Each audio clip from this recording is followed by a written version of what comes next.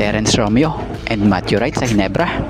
Coach Tim Cone nagsalita at may nilinaw patungkol sa dalawa. So yan ang ating mga tatalakayin.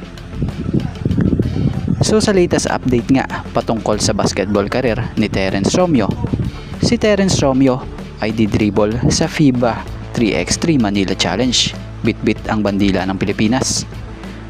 So di na nakakapagtaka kung bakit itong si Romeo muling tinawagan ng SBP Director Erica D. Ito'y dahil sa nakitahan nga siya ng potensyal na kung sa ay kita naman sa mga naging experience niya as pro basketball player. Samantala naman sa kabilang banda, marami ang naghahanap kay Matthew Wright. Bakit raw ito'y nawala na sa Japan B-League? At nito lang naglabas ng update ang Basketball Zone na ayon rito credit po. Source: Matthew Wright is set to make his comeback with the Phoenix Fuel Masters. As per source, the Fuel Masters are now under negotiations with the Phil Canadian shooter. Wait pa rin tayo sa official announcement ng team at ng other source.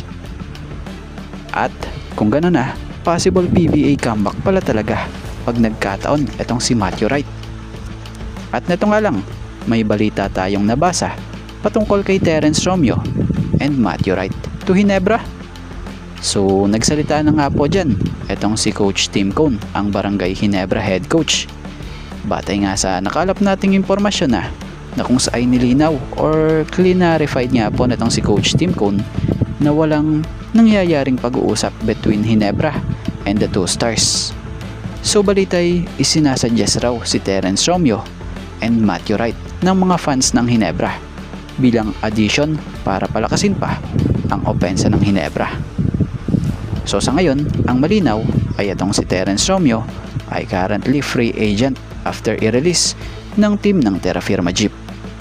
Samantalang si Matthew Wright naman napapabalitang magbabalik di umano sa PBA matapos ang naging stint sa Japan B-League.